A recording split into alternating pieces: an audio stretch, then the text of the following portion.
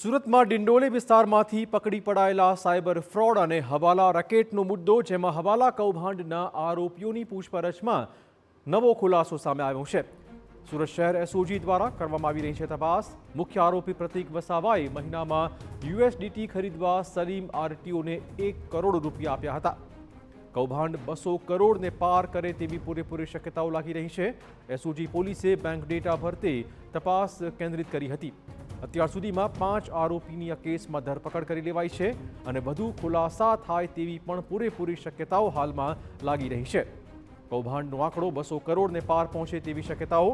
વધુ વાત કરવા જોડાશે અમારા સંવાદદાતા બળદેવ. શું વધુ અપડેટ?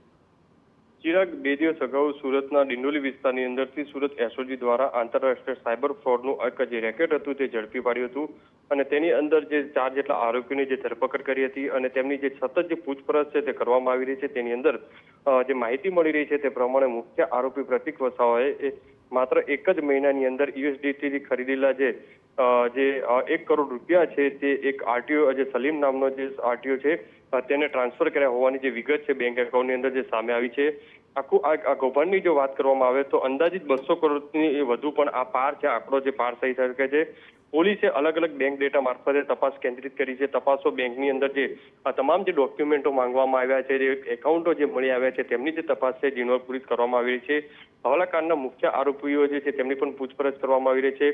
અલગ અલગ બેંક એકાઉન્ટ જે છે મળી આવ્યા છે મોટા પ્રમાણમાં, એટલે તમામ બેંકોની અંદરથી અને તમામ જે ડિટેલો આવશે તે પ્રમાણે જે તપાસ છે તે કરવામાં આવશે. આખા કૌભાંડનો જે તાર છે તે દુબઈ સાથે સીધો સંકળાયેલો હોવાની જે વિગતો સામે આવી રહી છે. એટલે કે મુખ્ય 5 આરોપીની અંદર હજુ પણ બીજા મુખ્ય જે આકા જે કહી શકાય સુરત શહેરની અંદર અને દુબઈથી આજે ઓપરેટ કરવામાં આવતો હોવાની જે વિગત જે સામે આવી રહી છે. જે રીતે ઉધના વિસ્તારની અંદરથી 1500 કરોડથી વધુનું જે કૌભાંડ ઝડપાયું હતું તે જ રીતે આ તપાસની અંદર પણ મોટો આંકડો જઈ શકે છે. ધન્યવાદ બળદેવ તમામ જાણકારી બદલ. તો લગભગ આ કૌભાંડનો આંકડો 200 કરોડને પાર હોઈ શકે છે. હાલમાં પણ પોલીસ તપાસ થઈ રહી છે. 5 આરોપીની પૂછપરછ દરમિયાન નવા ખુલાસા પણ આ કેસમાં શક્ય છે.